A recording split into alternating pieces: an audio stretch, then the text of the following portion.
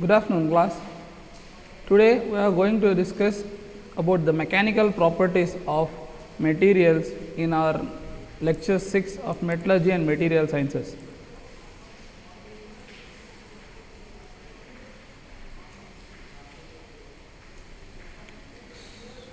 So, first of all, let us see what are the various types of mechanical properties which are going to be dependent on the microstructure, the stress strain curve, what are the various types of load. So, those we are going to discuss now. Now, what is a mechanical property? So, in mechanical property generally we describe a relationship between the forces. So, what are the types of forces acting on the body and how the body is going to resist the forces, and after certain duration of the resistance surely it will undergo some kind of deformation. The deformation generally we call it as either strain, and if we keep on improving the stresses then it will undergo a fracture. So, for happening of the fracture and for the deformation, first of all we have to understand what are the various types of properties of the material. So, mechanical properties are generally not a constant terms. So, they are generally changing with respect to that of a temperature and with respect to that of a load. For example, you take any of the plastic rod, if you are applying a load on it. So, first of all, if the load is less, there will not be any kind of deformation on the plastic. If you suddenly increase the load, so what will happen? The plastic will get deformed. Next example we can take a nail which you are hitting into the wall. So, if you are applying a load exactly on the head, the nail will try to drive inside the wall.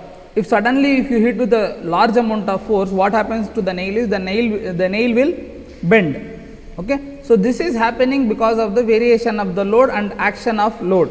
Okay. So, with this we can understand that the mechanical properties of a material changes either with the rate of loading and with the rate of functioning, function of temperature and other conditions, like it may be crystalline changes of the material, or it may be for too much heating or too much cooling of the material. So, various conditions we can take, okay, impact load. So, there are different conditions are there, because of which the properties have been changed.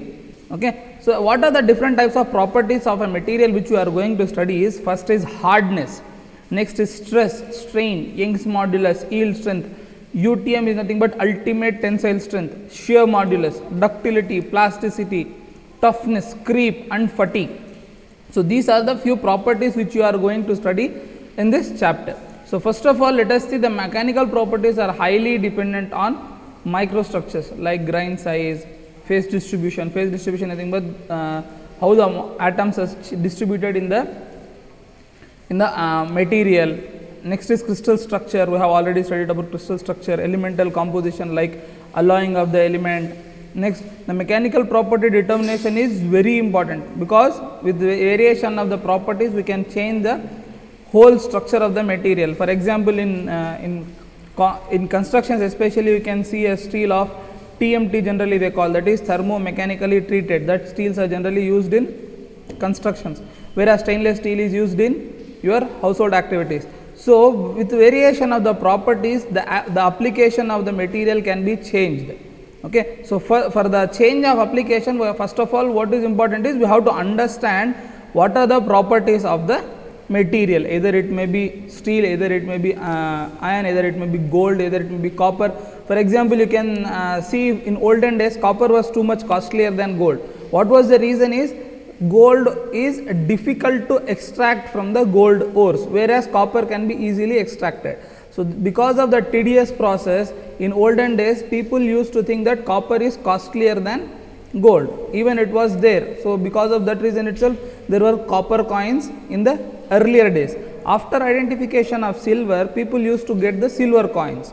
After that, when they can able to extract the gold from the gold ores, they have identified that it is much more costlier and it can be easily, it can withhold large amount of stresses comparing to that of a gold, whereas comparing to copper, gold is much more stronger. That is the reason, and it is having a property of malleability. What is malleability? Malleability is nothing but ability to draw the material into wires. So, the copper can be easily drawn into thin wires, whereas copper cannot be drawn into wires. So what is hardness? So hardness is generally the ability of a material to resist the action, whatever the load you are giving to the material, its ability to withstand the load which you are giving. For example, if I tell you what is your strength, you will tell that, sir, I can withstand this amount of pressure, this amount of stress, this amount of workload I can withstand. So similarly for a material, hardness means the load which you are applying and how much load it can withstand. So these three we generally test by doing three type of things, that is, one is scratch hardness, indentation hardness and rebound hardness. Scratch hardness is if a material is there, if I am applying some kind of load, so how the material is resisting the scratch to happen. For example, you can take your tempered glass. So there will be various types of tempered glass. Some you say that it cannot be scratched. There will not be scratches on this material. Next is indentation. Indentation means creation of some small amount of dent on the material. That is indentation. Next is rebounding. So if I am applying a load, how much amount the load will be rebounded back. Okay. So generally the hardness test consists of pressing an intender of known geometry. Why known geometry? Until unless you know the geometry of the material and load of the material, you cannot understand how much it is going to create the pressure on the material, because pressure is nothing but load upon area. If you know the area of what amount you are applying, then only you can able to identify the hardness. The hardness of a material is quantified using one of the various varieties of scale that directly, indirectly indicates the contact pressure involved in deforming the test surface. Means how the test surface is going to be deformed because of the load which you are going to apply. Since the intender is pressed into the material during testing, hardness is also varied as the ability of the material to resist the compressive loads. Hardness tests are no longer valid only to metal. Previously, if you say hardness, we used to check the hardness of only metals, okay, because metals, most of the metals are ductile, and currently available tools and procedures covers very vast range of materials including polymers. Now we can able to, because of the development of the technology, we can able to check the hardness of the polymers, elastomers, thin films like you can take sheet metals, you can even carry semiconductors and ceramics. So those hardness can also be easily checked. Okay, so this is rebound hardness test. In this there will be a load which you will be going to apply. So if initially the ball will be at some certain height, once you press, the pressure will be acting on this. So initially it is having pressure, potential energy. When it is coming down, its potential energy will be converted to kinetic energy. It comes and hits. So while hitting, its kinetic energy will be transferred to this. So with this, what will do this material is, this material will try to resist. So because of that resistance, what happens means that resistive force will try to push the ball or the intender, we call this as an intender. So with some amount of resistance it will give. Because of that resistance, this ball will again go back to certain height. So that is reboundance height. So we have to calculate the reboundance height, that is nothing but how much height we have obtained. So with that height we can able to find the potential energy of the material. So what kinetic energy you have given? So with what kinetic energy it has given back to you potential energy, that we will measure. Okay, see this. So previously we have already studied energy cannot be transferred, energy from one form to another form. Energy cannot be created nor be destroyed, but whereas it can be changed from one form to the other form. Same thing. So here it is potential energy, it is coming down, it is hitting the material. While hitting, it will be kinetic energy. Again this kinetic energy will be converted as reboundance kinetic energy. So the ball will go until its reboundance energy will become, velocity will become 0. So once it reaches, it will give some height. So that is nothing but what potential energy it has achieved. Okay, indentation hardness. It is measured using various kinds of intenders. So this indentation hardness, generally we use different types of testers like Brinell hardness tester, Rockwell hardness tester, Vickers hardness tester, Knoop hardness tester. So in all these testers, the only thing difference is the type of tester you are using, type of material. So if you see, these tests use intenders of specific material, shape and dimensions. Means all these tests are carrying only hardness of the material, but they are using different type of material, different type shape of the material, if you see Brinell hardness test, it will use a spherical, whereas Vickers test will use a notch type, means it will have a diamond shape of material tester. In this also a diamond shape will be used. So different dimensions and different materials will be used. So this is, first of all we will see Brinell hardness test. So in Brinell hardness test, what will be the intender used is, the ball intender is generally used. It is of diameter 10 mm steel ball. Under specific load means the load which we have to apply, that will also be fixed, and the duration will also be fixed basing upon the material. For example, if you are applying for a soft material, we will give 500 kgs of load. If you are using ferrous material, ferrous is nothing but iron materials, then we are applying 3000 kgs of load. Load is applied for 30 seconds for soft material, and for a ferrous material we will be applying for 10 seconds. Okay, and the diameter is measured with the low power microscope, means the surface changes which are happening on the material because of this ball falling. For example, you take a shot put, you might have seen a shot put ball. If you are throwing a shot put ball on a granite, the granite will break. The same shot put ball, if you throw on a ground, a small dent will be created. Okay, that we can able to see, but whereas the changes happened on surface, we cannot able to see with our general eyes. So what we will do is, we will use a microscope. That too, a low power microscope can be easily used to see the surface.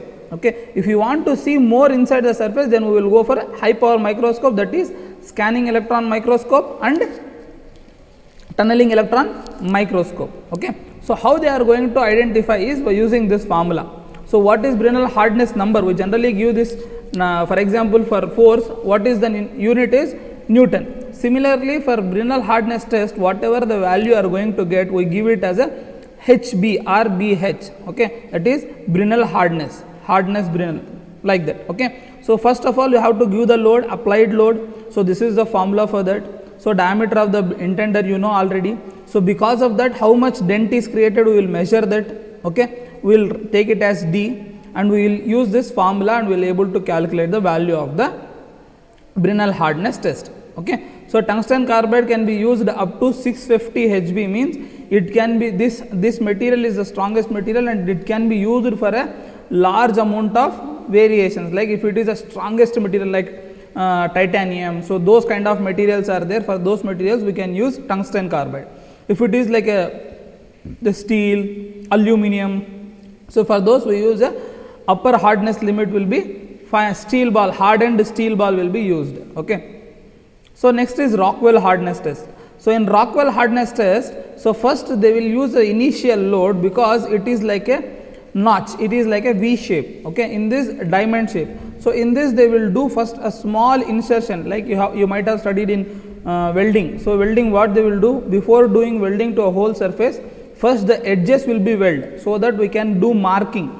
Similarly in this also, when we are going to test the hardness of a material, at which point we are going to test the hardness, for that we will make a small marking by using a notch. A small load will be given, that is minor load, we call it as a minor load. We will give a small load and we will hit the material. Because of that, a small notch will be created, like this small depth will be created.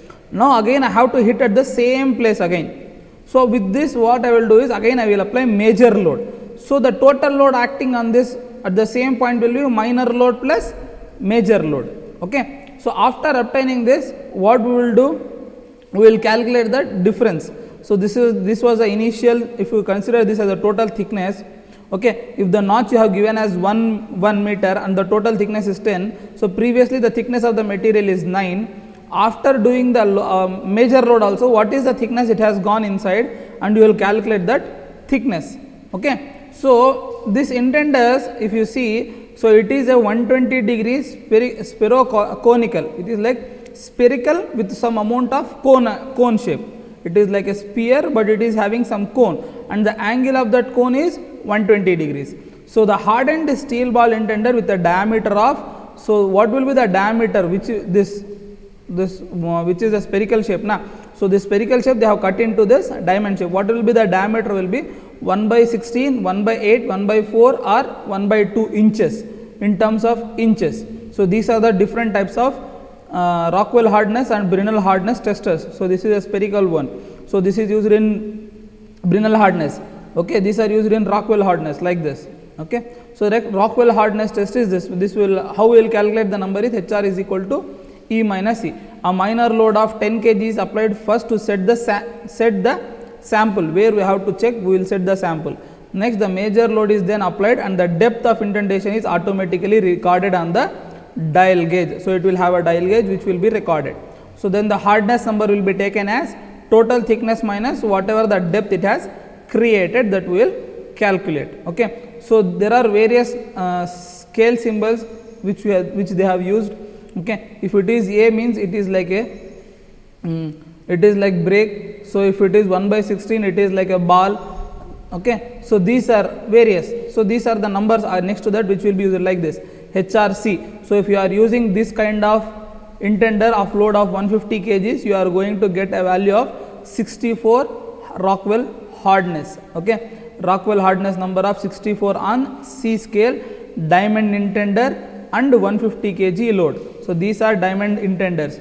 Okay. Well, brake have written, that is, it is not clear. Okay. So there are 30 different scales depending upon the combination of intenders and the loads. So these are the different combinations. If they say like 64 HRA, then it is a diamond intender of 60 kgs. Okay. Here you can see the another example, 100 HRB. 100 HRB. What is this? Is 100 Rockwell hardness number of on B scale. What is B scale? B scale is 1/6 inch ball intender type is used. Which ball? Steel ball intender is used. What is the load they have applied? They have applied a load of 100 kgs. So in this way we can able to study. So they will give you the scale, they will give you the number. So these are fixed actually. These symbols are fixed. So basing on the symbols we have to understand the A, B, C, whatever the third term they have given. Okay.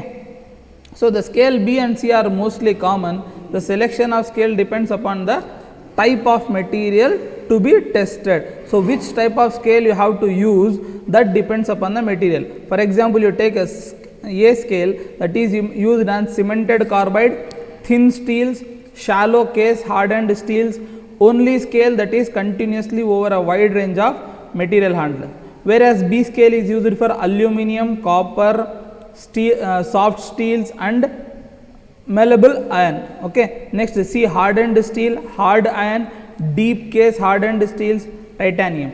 So in this way, these numbers, this scaling is being used on different materials basing upon the type of material, basing upon the type of application. We have to use different types of scales. Okay. Next is Wicker hardness test. In Wicker hardness test, this is micro hardness. You are going to measure micro hardness, especially for soft and hard materials, particularly used for extremely hard surfaces. Okay. The surface is subjected to a standard pressure up to approximately 1 to 120 kg force. kgf is nothing but Newton. Okay. So what type of by means of a square based diamond pyramid. Previously we used a ball that is nothing but spherical shape with a conical structure, whereas in this it is a square shaped with diamond shape at the cutting. So because of this, what type of image will be obtained is diamond shape of image will be obtained at the indentation. Okay. So what is the formula for Wicker's hardness is 2p sine of theta divided by 2 by d square. What is this theta? Is nothing but theta is nothing but the angle of the diamond shape which is going to be measured at the center. So generally if you see that angle is 136 degrees, generally we take it to be 130 degrees. The size of the impression usually not more than 0.5 mm. We are not going, why we go this kind of indentation Wicker hardness test is, for example, you want to check the material is it harder or not, but you don't want to change, you don't want to affect the surface of the material. For example, you take coconut. Okay. If you want to see the coconut is good or not, what you will do, you will knock it. Okay. You will just shake it or you will try to tap it so that you can see water is inside, is it a good one or not, because we cannot break and see it. Okay. So this kind of test where the material should not be hurted or where the material should not be made a large amount of indentation, large amount of damage to the material should not be made. So if that is the case, so if someone is telling you, you check the material hardness of this material without damaging the material, means we will do Vickers hardness test. So it will give only maximum of 0.5 mm what deformation on the material or the dent on the material. Okay. So this is the how we are going to apply. Okay. Next, Knoop hardness test. So this is also micro hardness. Again, this is also same. In previously we have used a diamond, like a rhombus will be there, whereas it is like a somewhat bigger one. Okay. So a diamond ground to a pyramidal. So it is diamond shape, it is pyramidal shape. Okay. The diamond shape indentation with long and short diagonals. What is diagonals? This diagonal and this diagonal. So long and short diagonal ratio will be 7:1.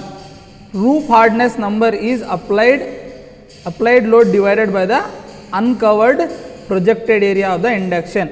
So if you are applying this, whatever the area which you have applied the load, whatever the area where the load is not acting. So KHN is equal to P upon AP, where AP is the uncovered projected area. Okay. So that is nothing but length square into C. C is a constant. We generally give it to a constant. Okay. So if for example you see this. So what is the angle they are giving here? It is they have given it as 172.30. Okay. So next property which you are going to see is tensile property. When a material of standard dimension is subjected to increasing uniaxially, means you are applying a load in one direction, like you are stretching a material. So you are applying tensile strength in one direction. So because of that load applying in one direction, there will be things like engineering stress and strain will be generated. Okay. So the engineering stress used in the stress strain curve is nothing but average longitudinal stress. Whatever the stress which you are using in your most of the problems, that is average longitudinal stress in tensile. Tensile is in normal to the surface. So how we are going to calculate the stress is equal to P upon A. So if you can ask me what is P is load upon area. What is the other term which we use the same formula is pressure. Pressure is also same. Pressure is equal to load upon area. But what is the difference between pressure and stress is, stress generally we considered as a internal resistive force. Internal resistive force. Whereas what is engineering strain? Engineering strain is used for engineering stress strain curve is a average linear strain. So strain is nothing but change in length. So because of the application of this load, whatever is the change in the length that is going to be obtained to the original length of the material. So this we are going to measure by using a gauge length. That is usually measured by using a gauge length. For example, you take this material, you are applying a tensile load. Because of this tensile load, the material is going to be expanded like this. So initially it is of length L, now it is length has been changed to delta L. So on which area it is acting? The cross sectional area, that is we taken as A naught. So stress is equal to load upon area. Sir, you have told me internal resistive force, but you have written it as a force. Why, sir? Means, for example, you are standing, I am trying to push you, you will resist me till some extent. So that is nothing but internal resistive force is there. So internal resistive force and this force will be almost equal to another. You can see here. So when you are applying this load at the cross section, there will be some internal resistive force which they have shown like this. Okay, red marks, that is acting on that surface at the internally to this surface. That is the cross sectional area we generally call. So that is written here. Now strain is nothing but because of that load, initially the material is of length L1. Now its length is changed from L plus delta L. So what is the change you have obtained? Delta L divided by L naught. Change is nothing but delta L by L naught. This delta L by L naught is called as strain. Okay. So engineering stress strain curve is this one. Okay. So we have already told you what is ultimate tensile strength in previous class. I have told you that I will explain while I am explaining the stress strain curve. So this is generally a stress strain curve. In this, what is that is? So first of all, you have to take a material, you have to apply the stress on a material. Because of the application of stress, during the initial section, any kind of material will have some elastic nature in it. So because of that, whatever the stress you have applied and the strain which is generated in the material, both will be like the ratio of that will be constant. Okay, both will be directly proportional. So till some extent, so that point is called as proportionality limit, that I will show in the upcoming slides. Okay, so after that what will happen means, after a point that is called as yield point or yield strength, if you go beyond this, so what will happen means the material will, with application of small amount of stress, you can see the difference between this point and this point. So the less amount of stress is applied. For example, you take this 12 means here maximum it will be 14, but whereas what is the change in the strain will be more. Okay, so you similarly you compare the stress between here and this point, both these points will be having a very small change in the stress, but whereas the amount of strain you have obtained is from this point to this point, this point to this point. So large amount of strain is going to be obtained. So at which point it is going to be obtained? It is going to be obtained at the yield strength. So if you still keep on increasing, so this region is nothing but called as plastic deformation region. So if you still keep on applying the stress at some particular point, that is called as necking, where the material will reduce its cross sectional area like this. So if you still keep on increasing, then at some particular point it will break. I can tell you one example. You take a material, you try to apply the load, for example rubber band, you try to stretch it. So what you will see, once you leave the rubber band, it will come to its original shape, no change in the diameter. If you still keep on increasing the stress, at some point the rubber band will break into two pieces. Okay. So with this what we can obtain is elastic deformation. With the stress strain curve, what are the different points which you have noted is elastic deformation, plastic deformation, modulus of elasticity, yield strength, tensile strength, breaking strength, percentage elongation and resilience of toughness. These are the various properties which are basically dependent upon the stress strain curve. So elastic deformation. So elastic deformation is generally a reversible, that's why we call it as a elastic. Rubber band is an elastic. So initially if you apply the load, so it will undergo deformation like this. Again when you remove that load, it will go back to its original nature. So initially it was like this, you are applying small amount of load, because of that the material inside will expand. When you remove this load, again they will arrange themselves to its original state. So this is for linear elastic material, means which will be like linearly varying. So these are for non-linear elastic material. There are some materials we call it as pseudo-elastic materials.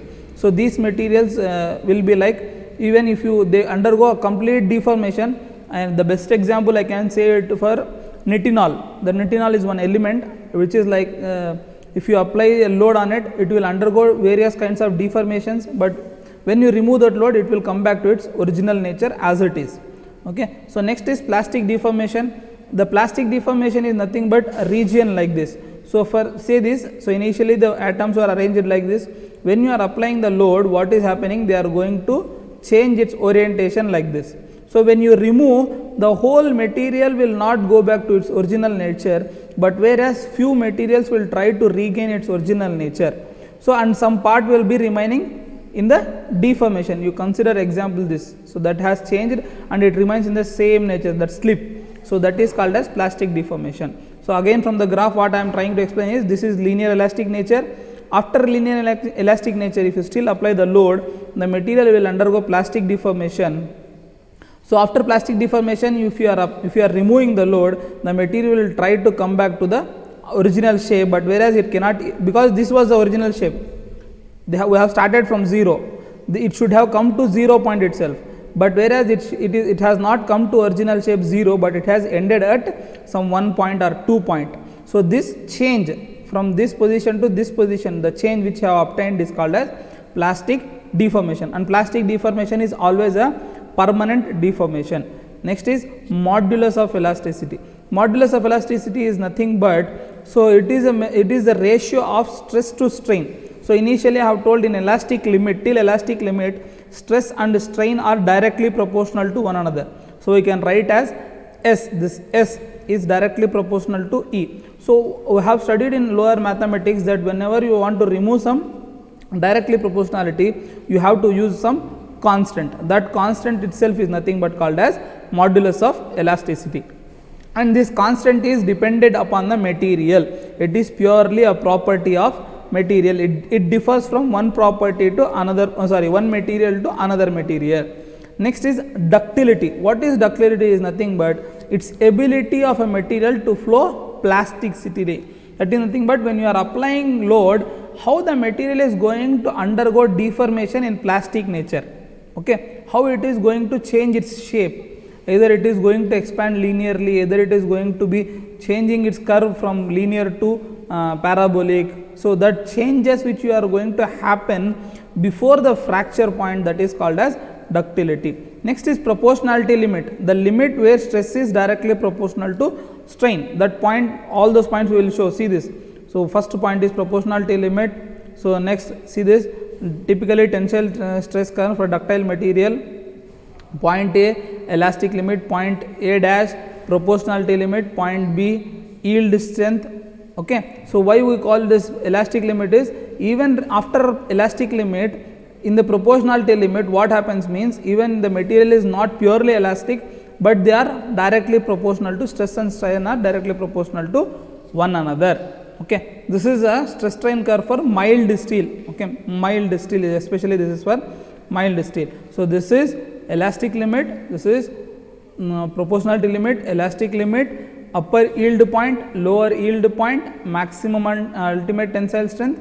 Next is, this point is fracture point. What is happening now is, you are applying stress, since in this area both are directly proportional to one another, so the curve will be completely linear up to some point. That point is called as proportionality limit. After that, the material is still elastic, so this limit is called as elastic limit.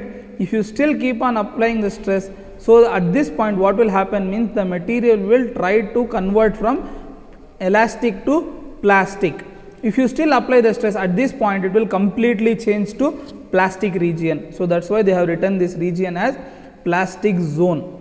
So this undergoes a complete plastic deformation. Okay. So if you still keep on applying the stress, so maximum stress which it will can obtain, that will be obtaining here. So the maximum stress which it can withhold. For example, if you are keep on hitting some material till some extent, the material will not break. If you keep on hitting it for a large period of time, at some point the material will break into two pieces. Okay. So that is that maximum ultimate strain. If you still apply more than that, after applying even a small amount of stress, the material will break into two pieces, because it has already crossed the maximum stressing point, maximum load capacity. So after maximum load, example I can say, on a bench there are two students sitting, the bench can withstand. Again one is coming, he is sitting, it can withstand 4, 5, 6. So after certain period, the bench will exactly break at that point. First it will bend. So after bending, at some point it will break. Okay. The bending is plastic deformation, the breaking is fracture point or breaking strength. Okay. So in this, again we have to understand what is necking. Necking means a small joint between this, where the shape of the material will change. Previously it was like this, the shape has changed and it will convert like this. Okay. So and at the final what it is going to break. Okay, we will show the necking point. So this is, so at necking what will happen is, especially in ductile material, one side a cone will be formed, another side a cup will be formed, cup and cone will be formed. Okay, cup and cone will be formed. Whereas in brittle materials like glass, if you hit a glass, the material will break into small pieces. Okay, a cup and cone like this. This is happening after necking. Okay, one side a cone will be formed, another side a cup shaped structure will be formed on the material. Okay. So with this we have understand what are the various mechanical properties with respect to that of a strain. Okay. With respect to that of the stress strain curves, hardness, that is Brinell hardness number, Rockwell hardness number, next Vickers hardness number, Knoop test. So these are the various tests of a material to check the mechanical properties of the material. With this we end our first unit. Thank you.